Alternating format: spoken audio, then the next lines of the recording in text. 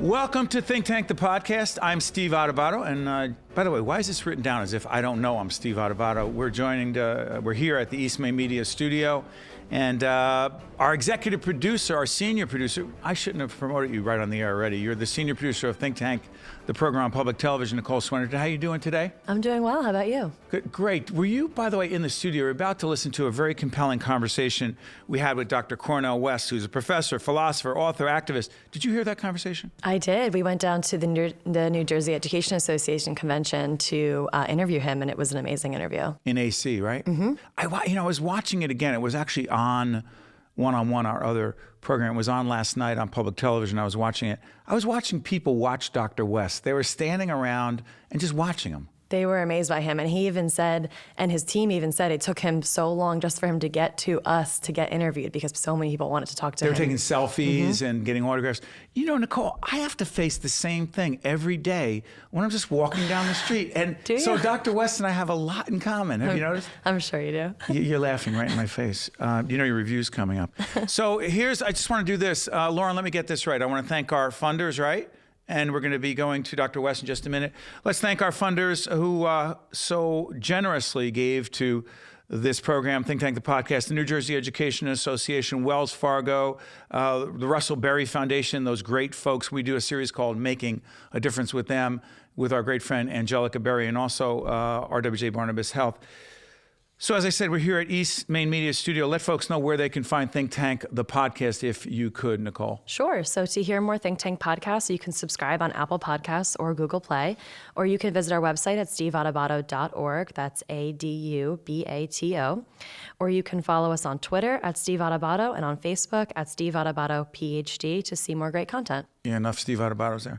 So, here's the deal. What you're about to listen to is Dr. Cornel West. If you've never seen him on national television, first of all, just Google Dr. Cornel West. When we sat down with him at this convention, he talked about a range of issues. He talked about his view of President Trump as a leader, his concern, he calls him Brother Trump, and he said consistently, because he's a very spiritual man, he abhors some of the policies, but he does not hate the man.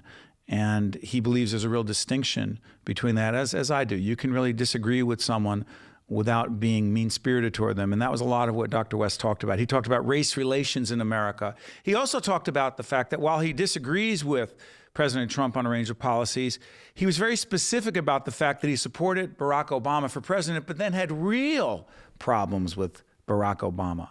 Serious problems with Barack Obama. And what you're about to see in this, and listen to, in this Think Tank, the podcast, Dr. Cornel West talks about the fact that in his opinion, President Obama became too close, way too close to those on Wall Street. And after the debacle of 2008 into 2009, the national recession, and what happened on Wall Street, Dr. West believes that some folks should have been held accountable. And according to him, Barack Obama embraced those on Wall Street and did nothing to punish them for what happened. And he also talked about the racial and if you will, the economic disparity of those on Wall Street getting away scot-free in his opinion. And so many people of color who are poor being incarcerated for a whole range of petty crimes in the opinion of Dr. West. He talked about the personal tone, the nastiness, the vitriol, the divide in our country, what it's based on, and how to try to come together. He talked about a whole range of other issues, and this is an interesting quote that he had about President Trump. And again, we do not subscribe to any of these opinions, but you'll hear Dr. West. He told Anderson Cooper, our good friend over at CNN, this: Donald Trump is, at this particular moment, becoming the American version of Hitler and Mussolini. We have created a fascist Frankenstein. I asked specifically for Dr. West to break that down, explain it. I'm not a big fan of ever using Hitler in any conversation about any public figure or anyone, but Dr. West makes that case. He talks about Joe Biden. He talks about the fact that he's a fan of Bernie Sanders. Curious. We'll find out more about that. You're about to listen to a very significant conversation with Dr. Cornel West, shot on location in Atlantic City at the New Jersey Education Association. First, as a public service announcement, again, I want to thank our funders at the NJEA, Wells Fargo, the Russell Berry Foundation, and RWJ Barnabas Health. Quick public service announcement. And then Dr. Cornel West, powerful words. Check it out.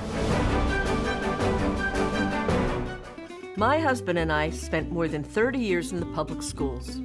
We're retired, but we like to stay involved. You think he's going to learn to fly? We're just as busy now as in our teaching days. The same goes for a lot of the retired educators we know. Let me see you all flap your wings like you're penguins learning to fly. Teaching is all about building relationships, and that never goes away. Because once a teacher, always a teacher. We're Ed and Miriam, and we are proud to be New Jersey educators. I'm Steve Adubato. We're here in Atlantic City at the NJEA Convention. 166 years they've been at it. And what's interesting about this convention is that there are educators, educational administrators, others. There are folks who have come here, also from outside of New Jersey, to deliver powerful messages. And the gentleman you're about to see on camera is just such a person. He is Dr. Cornel West. It says here, professor, philosopher, author, activist. He is so much more. 20 books later, nationally, internationally known. You honor us, Dr. West, by joining us. Brother, I'm the one who's blessed to be here with you, and I want to salute you for being such a force for good. It's very kind of you. Put a smile on your father and your mama's face, though, brother. Thank you. You're doing wonderful, wonderful work, though, man. Doctor, let me ask you this. Let's get right into this.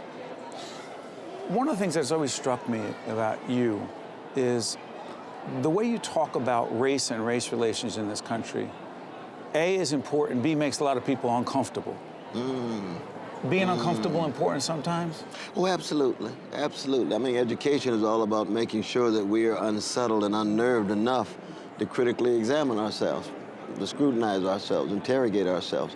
We can't grow without that kind of criticism.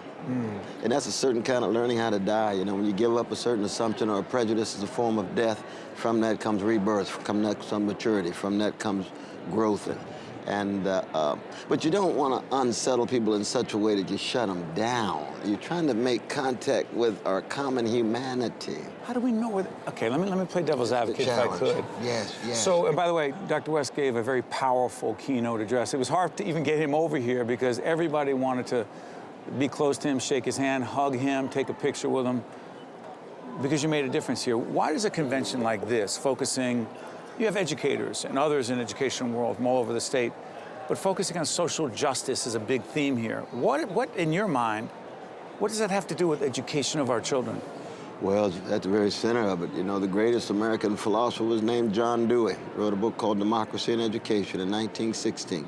He said, you can't have a democracy, you can't sustain a democracy without there being a civic education in which people are Socratic. They're willing to examine themselves. And justice simply is accountability.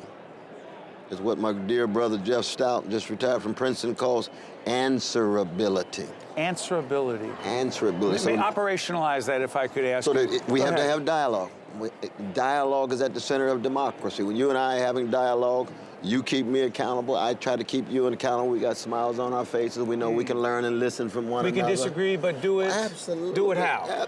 Well, one, we ought to disagree because we often disagree with ourselves. Whoa, wait a minute. We've got a lot of tensions inside of us. We're struggling all the time with what our views are about If we're X. thinking. Well, and even when we're honest about it, let me just say when we're honest about it, because most people think. As opposed to I'm so sure about what I think, and nothing or nobody is going to get me off that. That's right. There's nobody I know who believes that every exact opinion they have is one of certainty. There's got to be some probability that leaves open uncertainty. And the same is true when it comes to issues of life, of religion, of politics, of sports, of music. All these opinions are opinions that are predicated in part on being accountable to others. Why do you think John Coltrane is better than Sonny Stitt? Than Bird. A Bird. And you say, well, they're not. They're too good to compare each other. Right. Oh, what's Sarah Vaughan? Let's go New Jersey. Let's go Newark. Let's go Newark. I'll give you Newark. another one. Yes. Woody Shaw. Oh. See, you didn't see that coming. Oh, I didn't. Because that's Newark. Woody. I was born and raised in Newark. Woody's a giant. It was Sarah Vaughan. By the way, NJPAC, Sarah Vaughan Way, if you check it out where it is. That's But right. Woody Shaw, the great jazz. Philip Roth, another genius great. coming out of Newark. That's right. But all of these, people debate about these things. It's politics, it can be music. And once you have dialogue, this is why Socrates is so very important, right? Because once you have dialogue, you got to make that human connection. I mean, the difference is that, Socrates never sheds a tear, Jesus weeps. You see? I hear you. Isaiah weeps, Muhammad weeps. So that weeping, the tears make a difference. You can't just have the dialogue. You got to have compassion. You got to have what I call a love. You got to have a certain kind of empathy. So speaking of empathy, speaking of questioning oneself, and speaking of those who are on the national and, dare I say, international scene, by the way, if you're listening on the audio side, we're listening to and paying attention to Dr. Cornel West, who doesn't really need an introduction. Let me ask you this. The President of the United States, our President, Donald Trump, rarely seems to question himself. He seems very assured of his views. Does that make him, quote unquote, a strong leader? No, not at all. What does it make? That the benchmark of spiritual and moral maturity is humility and tenacity at the same time. That's Abe Lincoln at his best. That's Martin King at his best. That's Fannie Lou Hamer at his best, you see. Probably your father, I didn't know him. But humility and tenacity. Why both? At the same time. Why do you need both? Because humility, you recognize you could be wrong. But tenacity, you got to have courage to take a stand. Because we're not talking about relativism, we're not talking about a nihilism and skepticism. You have to be willing to take a stand and pay a cost. But you've got to have the humility. I could be wrong. Does a president lack humility? Oh, yeah. Oh, no. Brother Trump is the exemplification of immaturity, lack of humility. And he's got too much gangster in him. And by gangster, what I mean is thinking you got to dominate all the time. You got to be center stage all the time. You got to manipulate. You got to engage in conquest all the time. So it's not a name calling, because I've got gangster in me. I've got to struggle with it all the time. And so in that sense, I know what gangster is. And when I see it, both I feel pity, but the fact that he's president would meaning that he is dividing, polarizing. He's so tied to big money and big military, creating all kind of repercussions around the world. It's a sad thing that such a grand democratic project can produce such. I would say it's not even mediocrity, because that's a compliment. And I've also the quote is interesting. We're going to be sitting down with Governor Christie Whitman, former governor of New Jersey, who recently.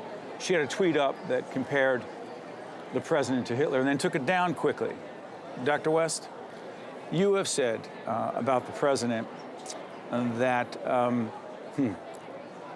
Donald Trump is, at this moment, becoming the American version of Hitler and Mussolini. My family's from Italy. I know a little bit about Mussolini. Oh, absolutely. We have created a fascist Frankenstein. You didn't take it.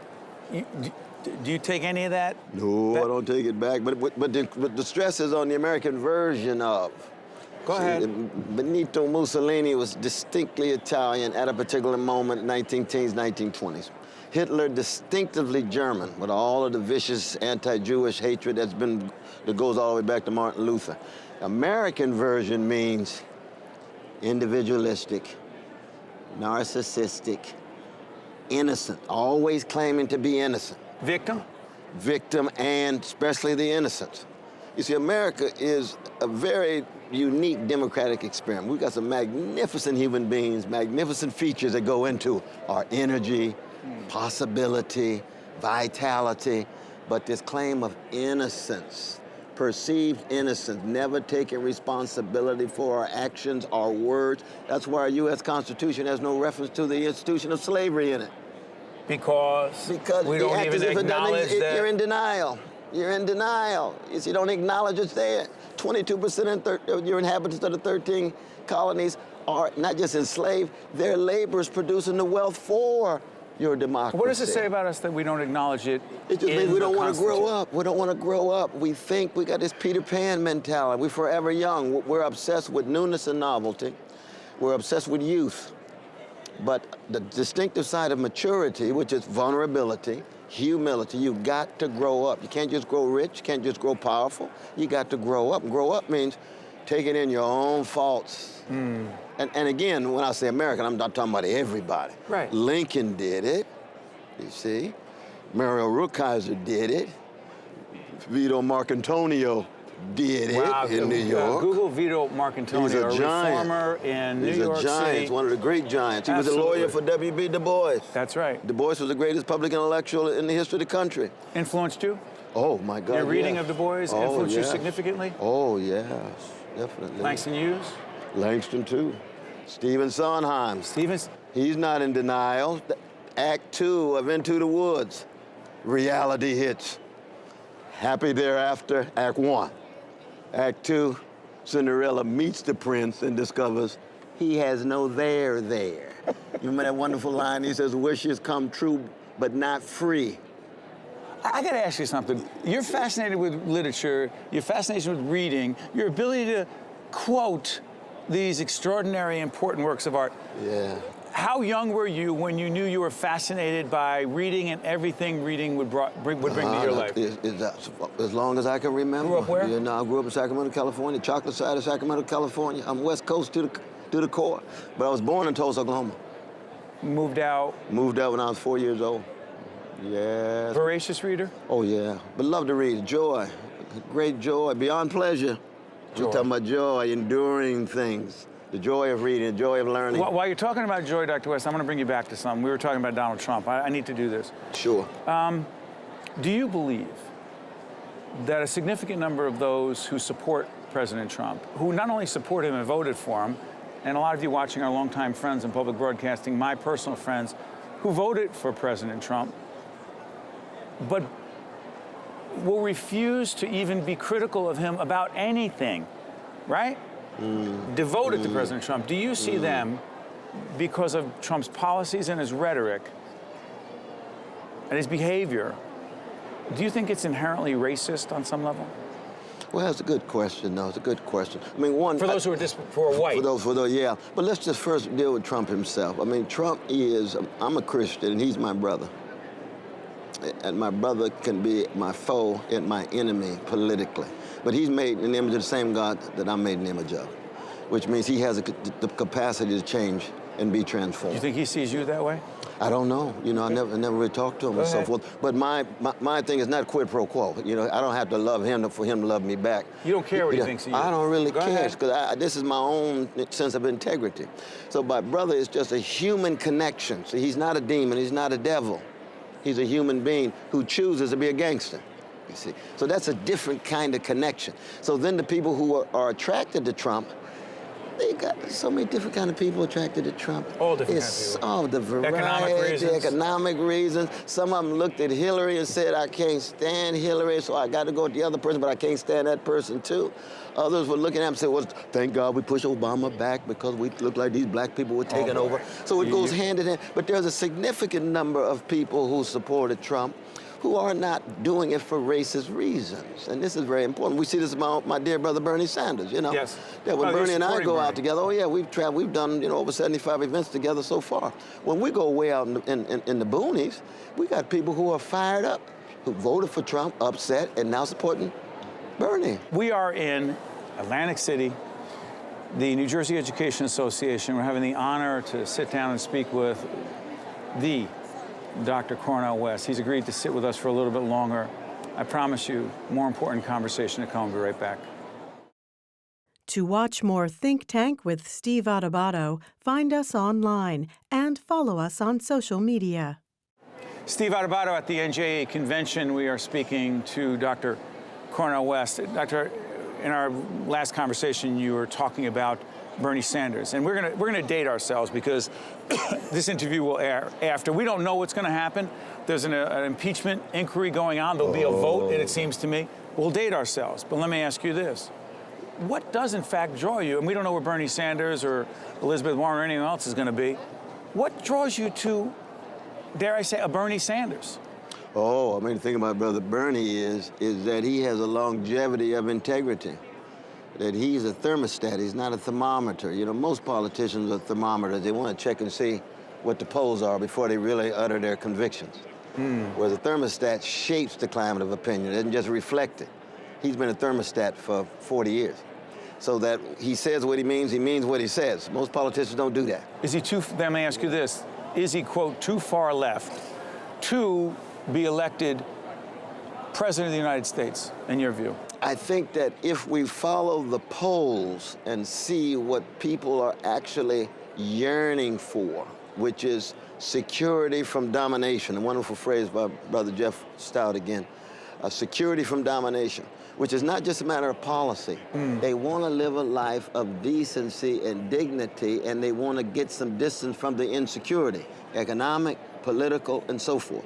Now, I've got disagreements with Brother Bernie. I mean, you know, we debate all the time. Reasonable people disagree. Absolutely. See, I'm a jazz man. Jazz man, I don't want unanimity. You know, That bores you. yeah, and you know, I come from a black people. Our anthem is lift every voice. It's not lift every echo. I don't want people just part of an echo Different chamber. voices. You got your voice. Your voice is like your fingerprint. My voice like my fingerprint. Unique. We unique, singular. We raising. We bouncing off against one another. But for Bernie, it's a question of integrity. It's hard to find politicians these days. Okay, so I'm who going to bring have up another genuine name. integrity. I'm sorry for interrupting. We're Yes, no, listening don't to get- Dr. Cornel West. I'm going to ask you this because you have, along with some others, but you've been a leader, not just in the African American community, but in this country, talking about President Obama, Absolutely. his tenure and his legacy, Absolutely. which, in your case, talking about him, has not always been pleasant and positive. That's right. What is the problem, in your view, with the Obama presidency, and what are the ramifications of it? Loaded question. And what the heck does it have anything to do with Donald Trump being president now? I know I just asked. Well, I broke the rule. I backlash. asked 3 questions at but- once, but go but- ahead. But that third question about the backlash, there is an element You of real believe that? backlash. Oh yeah, there's no doubt about that. We're talking about a slice of our fellow citizens, not vast majority, but a slice of our fellow citizens. Enough to make a difference. That's right. Absolutely. In key states, but go ahead. In key states too. But no, you see, my dear brother Barack Obama, he and I started very closely together. I supported him in 2008, supported him in 2012 actually. In Chicago. 65 events in 2008, no, all around the country. We started in Iowa and ended up in Ohio the What night before. happened? Well, what happened was I told him from the very beginning I was going to be a critical supporter. You see, because you see, my calling in my lane is to try to tell the truth and be free. A politician's lane is not to tell the truth and be free, it's to get elected. So when we first met, I told him, I said, what is your relation to the legacy of Martin Luther King Jr. and Ella Baker, right? That has to do with poverty. It has to do with mass incarceration. It has to do with foreign policy and not dropping bombs on innocent people and so forth. So when he brought in the Wall Street folk and bailed out Wall Street rather than homeowners. 2008? 2008. 8, 9. When he had the meeting in March of 2009 with the CEOs from Wall Street and said, I stand between you and the pitchforks, but I support you, I will protect you, and not one Wall Street criminal went to jail, and yet mass incarceration is still expanding on the ground with poor and working people of all colors, disproportionately chocolate, and when they continued to drop those drones in Afghanistan and Pakistan and Libya and Somalia, and they knew they were also killing innocent people. You see, just as a Christian and as a person, I had to go at him and say, look, that is wrong, You told him, sorry for brother. interrupting, Dr. West, you told him directly what you thought. Yes, I did. You said before listening is important. Being open to other points of view, that's important, particularly for a leader. As a student of leadership, I'm fascinated by the role of listening to others. Yes. Was President Obama listening to you? I think initially he was, but he got disproportionately influenced by the Wall Street people, the Tim Geithners and Larry Summers, who were so tied to Wall Street at that time, and Brenner, who was tied to the counterterrorist policies of drones and what have you, and trashing the whistleblowers when it came to surveillance, Manning, Snowden, and so forth. So I had to be true to my own calling, which is to tell the truth, no matter what color the president And is. him being black, you don't even sit there and go, at no point do you say, you know what, our first African-American president, incredible historical significance, let me back off a little bit. You don't think to yourself a second? Well, no, what I did was I always salute his unprecedented symbolic significance as the first black president. That's an indictment of white supremacist ideology and practice. I always give him credit. I love his brilliance. I love his poise. We miss that now with Trump, no doubt about that. But when it comes to Wall Street allowing the unaccountability, back to our issue again, when it comes to drones, when it comes to surveillance, and it took him too long for me to talk about the new Jim Crow. It took him 7 years before he had any moves against the mass incarceration system. Whereas when it comes to our poor and working people, you got to hit that head on, just like you got to hit the schools. Do you think he ducked it? Let me ask you this, and He then ducked it for political reasons. Do you think?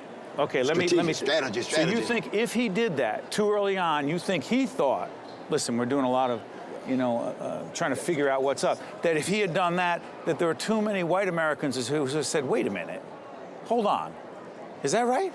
I think so. I think it's not just him, but that's how politicians think. They've got to be very calculating in terms of what they do and what they say. That? I can respect that within the context if, in fact, it's still moving in the right direction. But my calling is not to be strategic.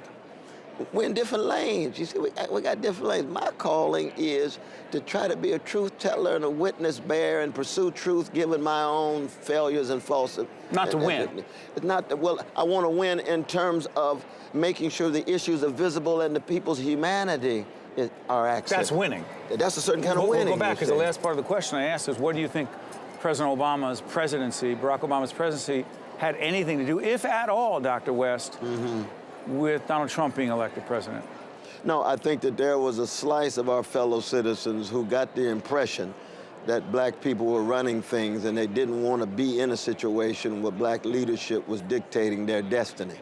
Now, the irony was Obama's leadership was tied to Wall Street, tied to military-industrial complex. Pretty white. He didn't say too much about race. Remember, he wouldn't say too much about race. And I would say over and over again, I'm not talking about race just in terms of skin pigmentation. Race is about integrity, honesty, decency, generosity, and the humanity of people who have been hated and dominated. I would say exactly the same thing if we had a black supremacist civilization and white brothers and sisters have been enslaved for 400 years, or enslaved for 244 years, Jim Crow for 100 years, and you got white bodies hanging from trees where you had black fight, then you got to be in solidarity with the white brothers, because it's a moral and spiritual issue. By the way, as Dr. West talks about this, do yourself a favor, go on our PBS website, Dr. Gates. This is very important work. Henry Louis Gates, really important work talking about the lynchings that went on in our country after the Civil War, and the museum that is dedicated to telling that part of the story. That's Brian Stevenson. That's tremendous. Yeah, that's brother Brian down in Montgomery. I saw that interview. Let me ask you this in a couple minutes we have. When it comes to race and our ability to talk to each other, yes, openly, honestly, with respect, as opposed to who are you with, Trump or not? Right. Are you here or are you here? Right. But I'm not saying Trump is all about race. What I'm asking is, how hopeful are you, Dr. West, that we moving forward can have meaningful, respectful dialogue without all the vitriol and hate? Loaded question, I know, as we finish up. No, the thing is, we've got to first begin with ourselves. Are we willing to make sure we revel in the humanity of other people even when we disagree with them?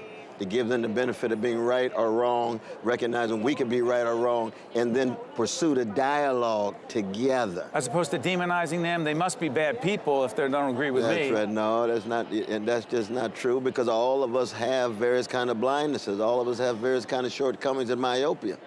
And to the degree to which we think we're pure is a degree to which we're just reproducing the myth of America ourselves. We're so innocent. So you got a lot of liberal self-righteousness out there. Liberal self-righteousness. Oh, yeah, they look down on the working people, look down on conservative people, think that somehow they've got access to a truth, and these folk are just ignorant. That's innocence, too. We were criticizing the innocence at the beginning. All of us have failures. Try again, fail better. That's Samuel Beckett. Try again, fail better. All of us have certain elements of failure built inside of who we are. The question is, can we accent the best of who we are? Because all of us have some real potential. But I tell you what, you still sound optimistic to me. Well, I'm full of hope, not optimism. I'm a prisoner of hope, but not optimism. Real quick, what's the difference? Hope means you're going to keep moving regardless of what the circumstances are. No matter what the evidence is, you keep loving, you keep fighting for justice. Optimism means, what does the evidence look like? Does it look like it You're not even looking for evidence. You're just looking for evidence. That's exactly right. Well, let me say this. I am hopeful, and I'm also optimistic and confident that folks who took the time to watch and listen to Dr. Cornel West for this very in-depth interview here in Atlantic City at the New Jersey Education Association will be better for it, because they'll be questioning themselves And I cannot thank you enough. You But honor as long us. as your show is on, that's a sign of hope right there. I'm using that endorsement, Dr. West. Oh, please. And I say yes. Thank you. I'm in your corner, brother. Appreciate it. We are in yours. No, I'm Steve Adubato. That, way more importantly, is Dr. Cornel West. And we thank you for staying with us. Catch you next time. You may not have heard of TAVR. Raj and Sandhya have. It's the minimally invasive alternative to open heart valve replacement. RWJ Barnabas Health is New Jersey's leading TAVR provider, and we continue to perfect it. Patients are often back to their lives in just a few days. Innovative valve replacement surgery, because you can't be replaced. RWJ Barnabas Health. Let's be healthy together. Think Tank with Steve Adubato has been a production of the Caucus Educational Corporation. Funding has been provided by the New Jersey Education Association, Wells Fargo, RWJ Barnabas Health, the Russell Berry Foundation, Keystone Mountain Lakes Regional Council of Carpenters, New Jersey Resources, Fedway Associates, ADP, and by Berkeley College. Promotional support provided by NJ.com and by Insider NJ. Transportation provided by Airbrook Limousine, serving the metropolitan New York, New Jersey area.